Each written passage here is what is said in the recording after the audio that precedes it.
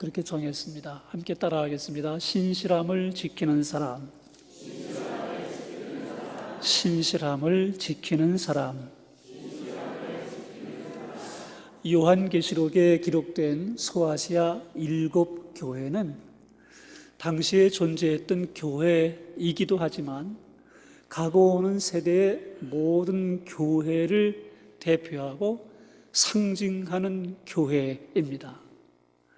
그래서 에베소, 서머나, 버가모, 두아디라, 사데, 필라델피아, 라오디게아라고 하는 7개의 교회가 이 요한계시록에 기록이 되어 있어서 칭찬도 하고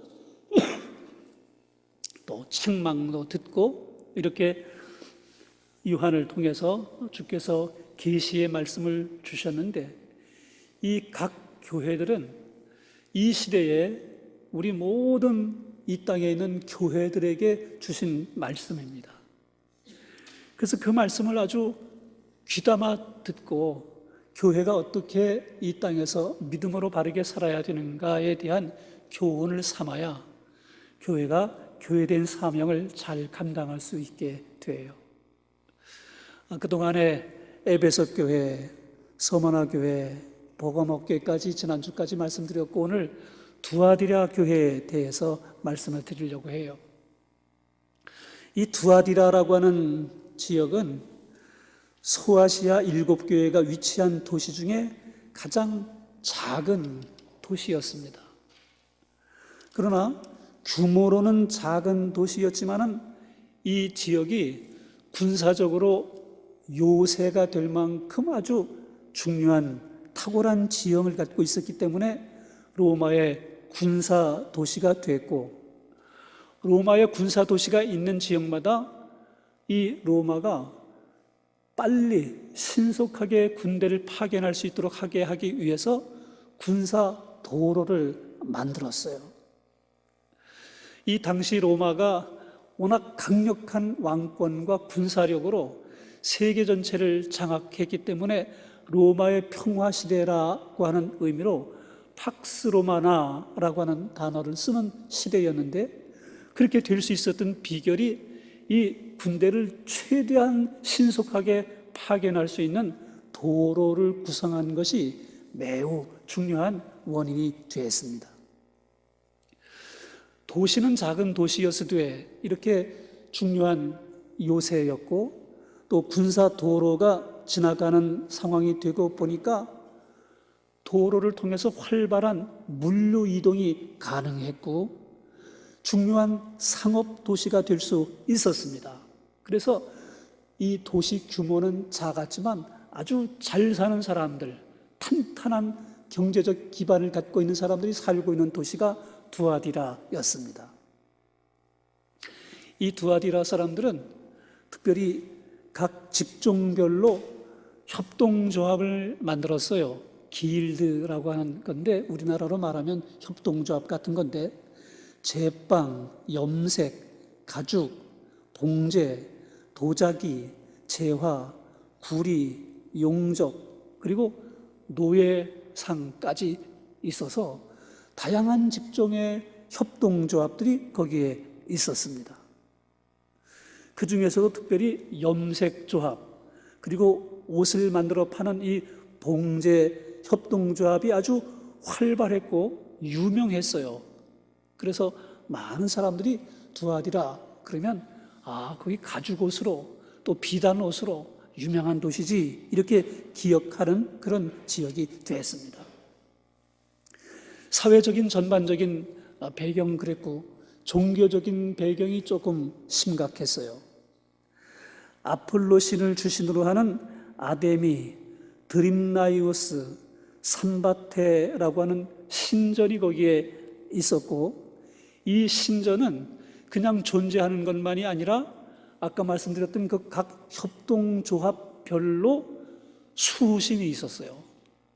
그래서 각 협동조합에서 우리나라로 말하면 농업협동조합, 수산업협동조합, 축산업협동조합, 이런 조합들이 있잖아요. 농협, 수협 이렇게 하는 것처럼.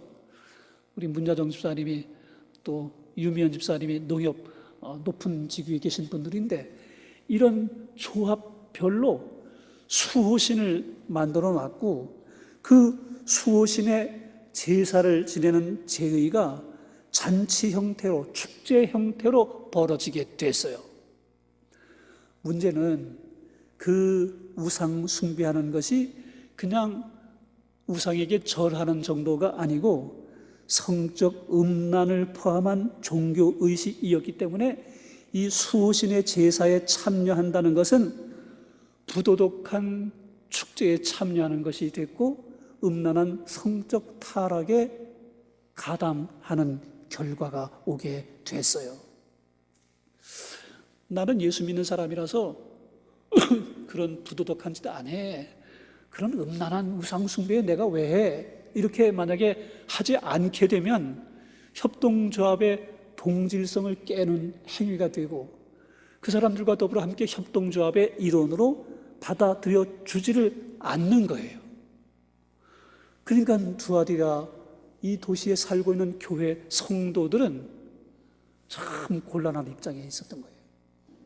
생업을 위해서는 협동조합 활동을 해야 되고 신앙을 지키기 위해서는 우상 숭배하지 않아야 되고 성적 음란 배격해야 되는 양반 간에 선택해야 되는 아주 어려운 상황 가운데 있게 됐던 거죠.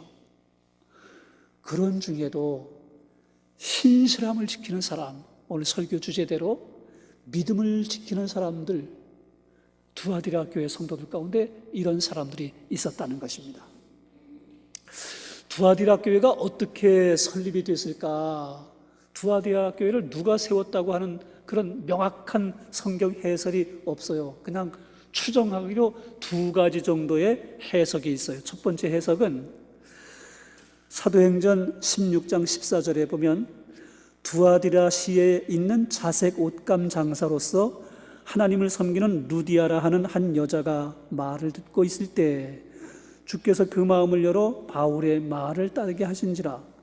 그와 그 집이 다 세례를 받고 우리에게 청하여 이르되 만일 나를 주 믿는 자로 알거든 내 집에 들어와 유하라 하고 강권하여 머물게 했다라는 말씀이 있습니다.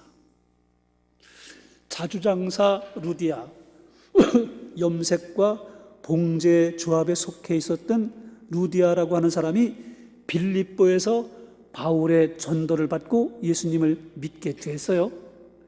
이 루디아는 두아디라 사람으로서 믿는 사람이었는데 빌립보까지 와서 믿게 됐던 것입니다. 그리고 이 루디아가 자신의 고향 두아디라로 다시 되돌아가서 교회를 세웠다, 이렇게 추정하게 되는 것입니다. 두 번째는 사도행전 19장 10절 이하에 보면 사도 바울이 에베소 두란노에서 2년 동안 말씀을 강론하게 될 때 유대인이나 헬라인이나 다 주께 돌아와 주의 말씀을 배우고 익혔다라는 기록이 있어요. 이때 유대인이나 헬라인이나 아시아에 사는 사람들이 다 사도 바울을 통해서 두란노 성원에서 성경 말씀을 배워 익히고 난 그 사람들 가운데 두아디라 사람들도 이때 복음을 듣고 자기 고향으로 돌아와서 교회를 세웠을 가능성이 있다. 이렇게 두 가지의 두아디라 교회가 생겨지게 된 그 배경을 설명하고 있는데 많은 신학자들은, 성경학자들은 첫 번째 이 루디아를 통해서 아마도 복음을 받아들였던 그 활발한 여자 사업가였던 이 루디아를 통해서 두아디라의 교회가 세워지지 않았을까, 이렇게 해석하고 있습니다.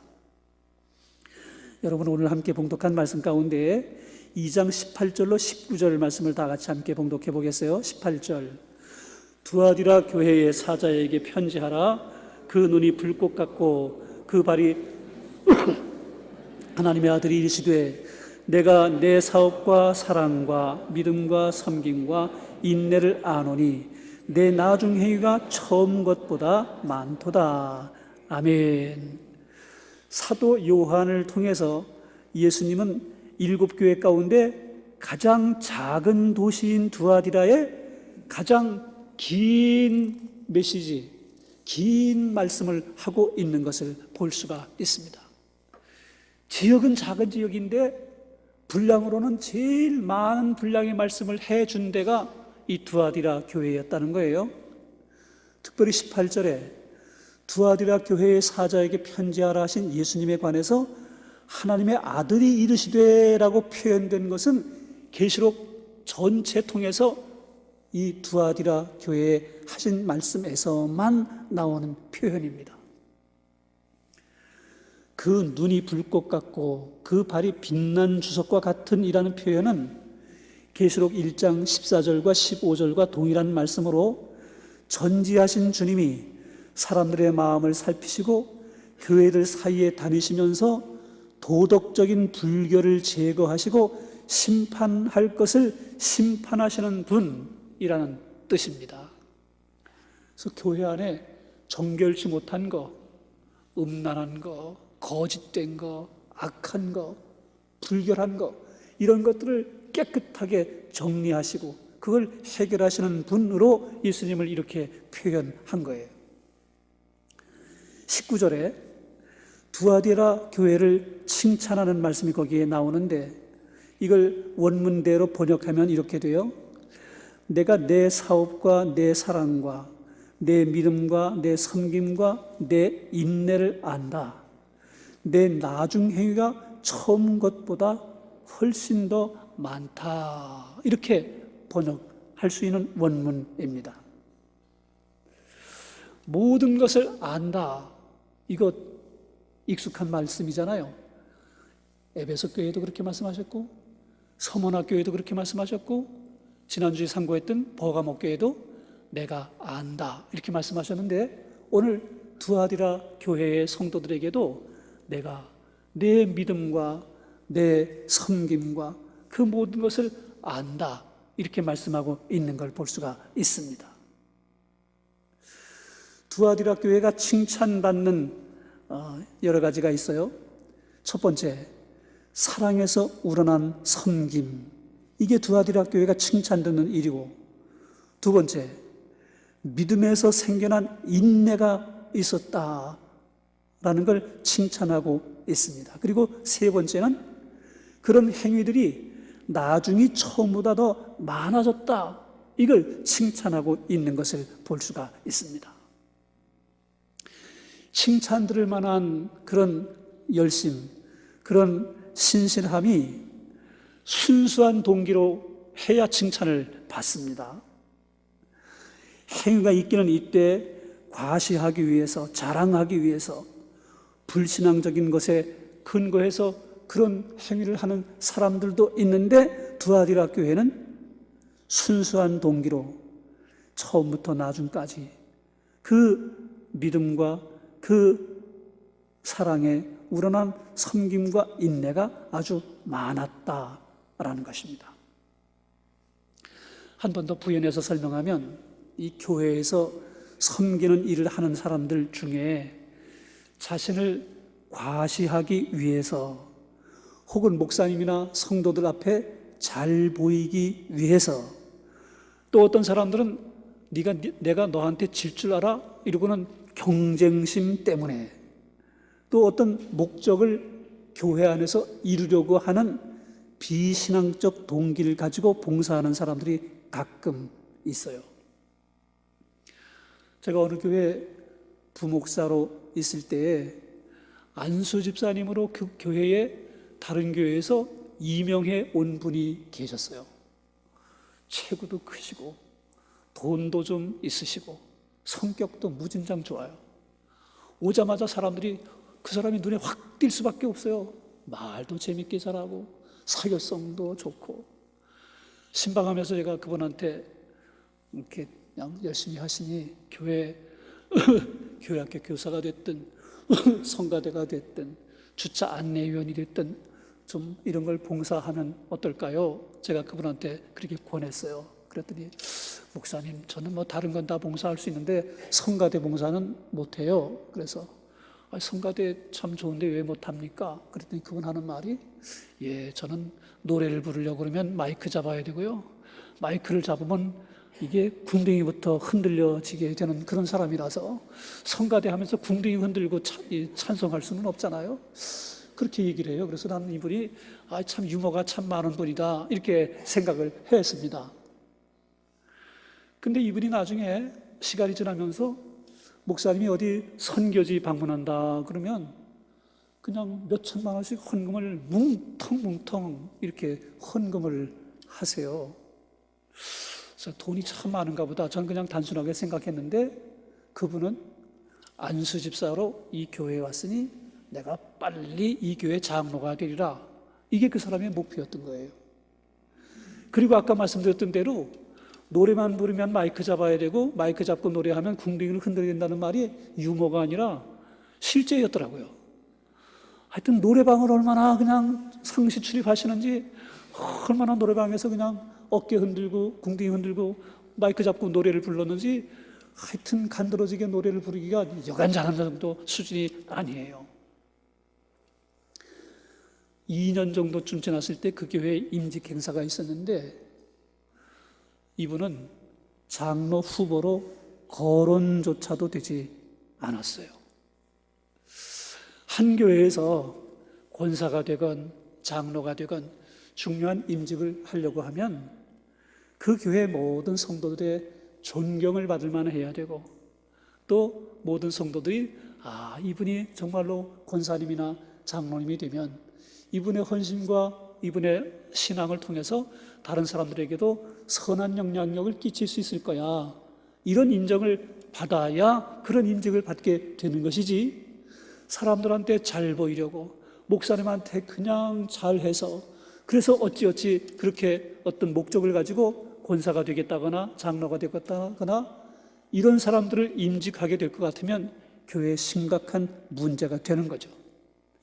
시간 지나면 그 사람의 동기가 순수했는지 거짓을 숨기고 위장된 헌신이었는지가 다 드러나게 되는 겁니다. 하나님만 아시는 게 아니에요. 사람도 다 알게 되는 거예요. 이런 사례도 있어요. 교회에서 관현악 팀을 만들었어요. 바이올린 3사람, 비올라 하나, 첼로, 콘트라베이스까지 모였어요. 아주 팀이 잘 됐어요. 좋은 대학에서 음악 전공한 사람들끼리 모였어요. 연습을 하는데 아주 훌륭한 연습이 잘 돼서 첫 번째 연주를 하게 된 날 모두가 다 시험에 빠지고 말았어요. 현악기를 하는 분들은 콘트라베이스, 첼로,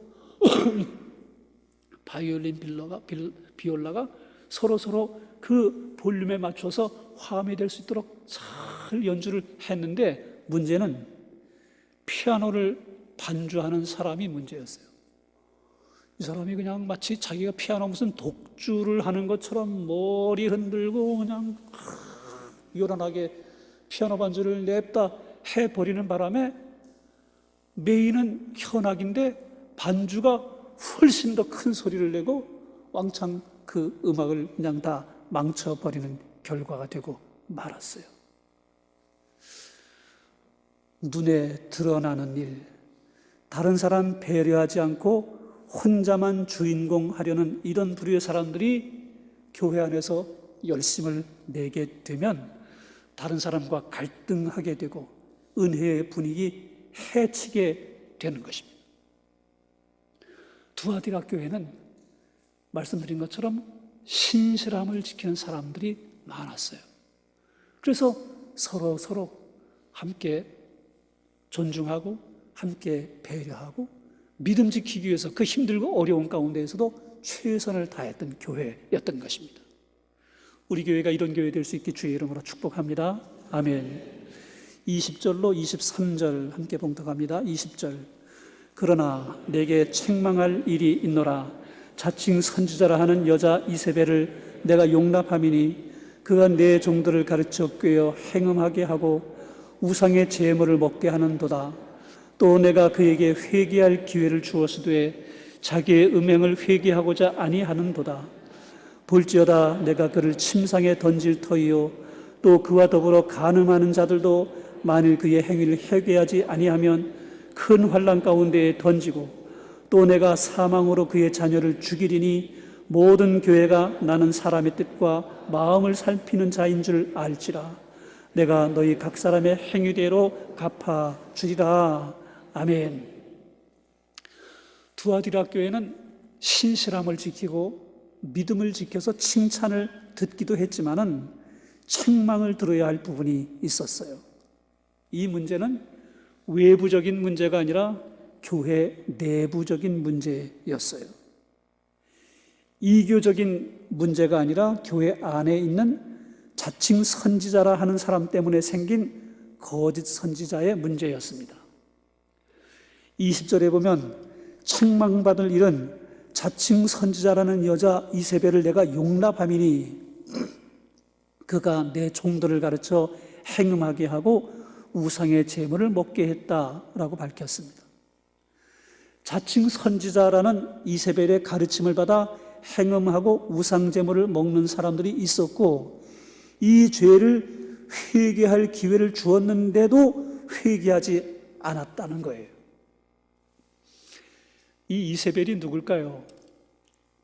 구약의 이세벨로도 볼 수 있고 이세벨이라고 하는 동명의 여자 신자일 수도 있는데, 딸을 낳아서 이 이세벨이라고 하는 저주의 이름으로 이름을 지을 부모가 없을 거로 생각해 보면 아마도 실명이 아니라 구약의 이세벨과 같은 행동, 그런 행위를 하는 여자가 아니었나 해석하는 게 타당해 보입니다. 구약의 이세벨은 바알과 아세라 우상을 이스라엘 전역에 퍼지게 만들었고, 음행과 마술로 바알과 아세라 우상을 섬기는 죄를 행했던 여인이었는데, 두아디라 교회 안에도 어떤 영향력 있는 여자 신자가 우상의 제물을 먹게 만들었고, 22절에 보면 신자들을 꾀해서 간음을 행하면서도 자칭 선지자인 양 교회 안에서 행세하는 사람이 있었다는 거예요. 예수님은 이 여자를 이세벨이라고 불렀습니다. 두아디라 교회가 아까 말씀드린 것처럼 교회 초창기 때부터 루디아라고 하는 여성의 영향력이 있었던 교회인 점을 생각해 보면 이세벨 같은 여인이 영향력을 끼치는 일이 더러 많이 있었을 것으로 추측이 됩니다. 더구나 신자들을 꾀어서 간음을 할 정도의 여인이라 그러면 미인이었을 겁니다. 자신의 미모로 성도들을 유혹했고 영적인 은사를 가진 사람으로 위장해서 사람들을 속인 거예요. 곱고 매혹적인 여성이 영적 은사까지 행사하면서 자신이 선지자라고 믿음이 좋은 사람인 채 하면서 남자 성도들을 막 유혹하면 우리 교회 성도들 가운데 남자들은 넘어가지 않겠지만 이 두아디라 교회 성도들 가운데 여기에 넘어간 남자들이 아주 많았다는 거죠. 혹여라도 우리 교회 안에 이런 여자가 생겨서 사람들, 남자들 특별히 유혹하게 될 때 흔들리지 않게 되기를 주의 이름으로 축복합니다. 웃을 일이 아니라 남자들 아멘 하셔야 돼요. 예쁘면 모든 게 다 용서되잖아요. 우리 집사람이 운전하고 가다가 앞에 있는 차가 좀 실수였는데 화가 나서 이렇게 그냥 운전을 험하게 하냐고 지나가면서 보니까 여자예요. 근데 예쁘게 생겼어요. 여보, 예쁘니까 용서해줘. 웬만하면 예쁘면 다 그냥 웬만한 것 다 용서해줘야 된다고. 교회 안에 이런 음란이 틈타면 교회는 망하는 겁니다.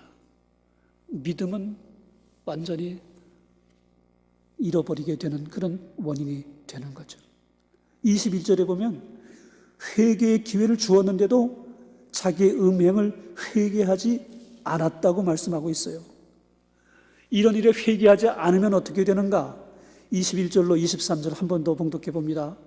또 내가 그에게 회개할 기회를 주었으되 자기의 음행을 회개하고자 아니하는도다.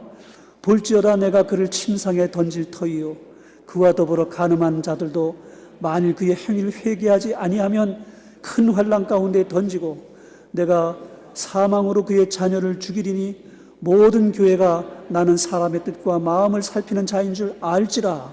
내가 너희 각 사람의 행위대로 갚아주리라. 명심해야 돼요. 음란함을 즐기던 침상이 질병으로 고통받는 침상이 되고, 간음하던 자들이 회개하지 않으면 더 큰 환난 가운데 처해지게 되고, 회개하지 않게 되면 그 자식들은 사망에 처해지게 될 텐데, 이 심판을 통해서 모든 교회가 우리 주님은 사람의 뜻과 마음을 살피시는 분이라는 걸 알게 되는 모델이 된다. 그런 걸 드러내는 일에 똥치는 막대기처럼 쓰임받게 된다, 그 말입니다.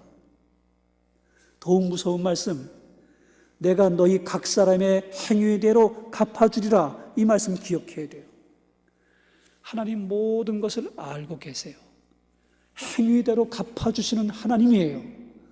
그러니까 마음의 동기도 순수해야 되고 신실함으로 하나님 앞에 믿음 지켜야 되는 것입니다.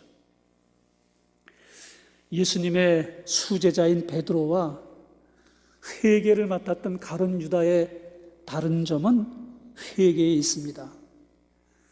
회개는 후회와 다른 거예요. 회개는 후회와 차원이 다릅니다. 후회는 가룟 유다도 했어요. 가룟 유다가 후회는 했지만은 회개하지 않았습니다. 그러니까 가서 스스로 목매어 죽으니라 망하는 길 선택했고, 베드로는 회개했어요. 회개는 잘못된 방향과 길에서 돌이켜 바른 길로 올바른 방향으로 돌아오는 게 회개인 거예요. 그러니까 후회와 회개는 같은 게 아닙니다. 다른 거예요. 후회만 하지 말고 회개하고 잘못된 거 고치고 바른 길로 믿음의 삶 살아내는 사람이 신실함을 지키는 사람입니다. 마음에 새길 수 있게 되길 주의 이름으로 축복합니다. 아멘.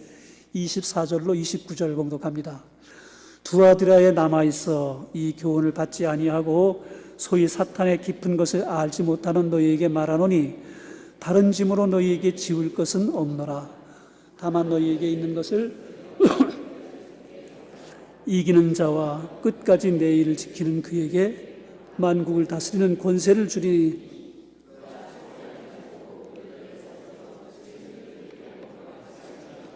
나도 내 아버지께 받은 것이 그러하니라. 내가 또 그에게 새벽별을 주리라. 귀 있는 자는 성령의 교회들에게 하시는 말씀을 들을지어다. 아멘.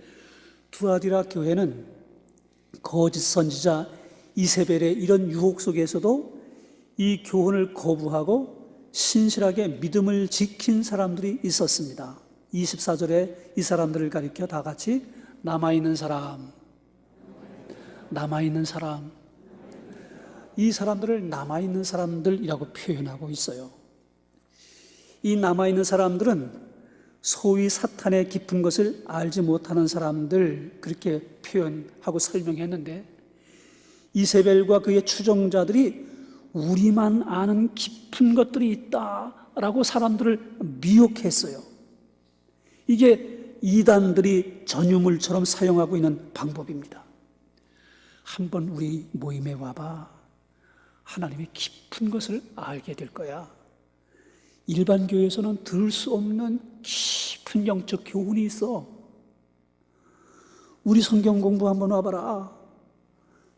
우리 성경 공부에서는 네가 이제까지 경험했던 어떤 것보다도 신비한 그런 것을 경험할 수 있어. 이런 분들이 있습니다.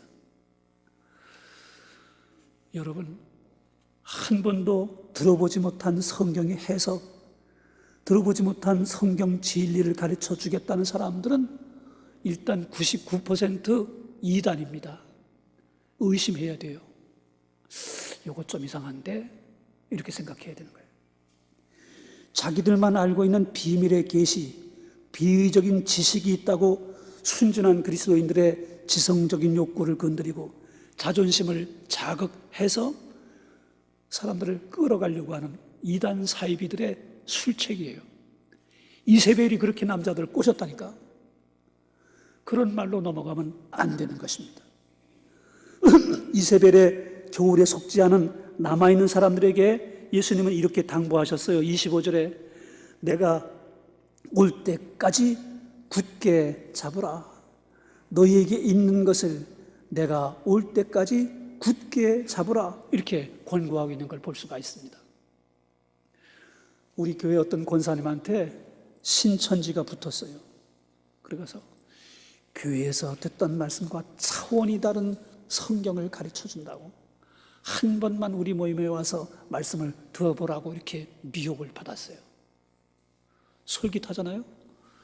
야, 그거 한번 들어볼까?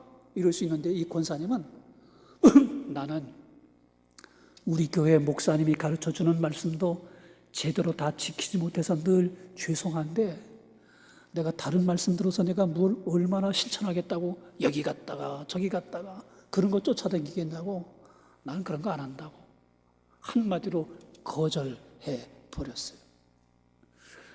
나는 주일 예배 때 목사님이 주시는 그 설교 말씀 가운데 내게 주시는 말씀 한 말씀 부여잡고 그 말씀 지키기 위해서 한 주간 동안 열심히 살고 그리고 또 한 주간 나와서 예배드리고 한 주간 살고 나 평생 그렇게 살려고 애를 쓰는데도 불구하고 목사님 주시는 말씀도 들을 때는 다 아는 것 같은데 교회 문턱만 나가면 다 잊어버리고 오늘 설교 제목이 뭐였는지 무슨 말씀이 했는지 재미있는 예화는 생각나는데 설교 영적 교훈 중요한 대전은 하나도 기억 안 난다.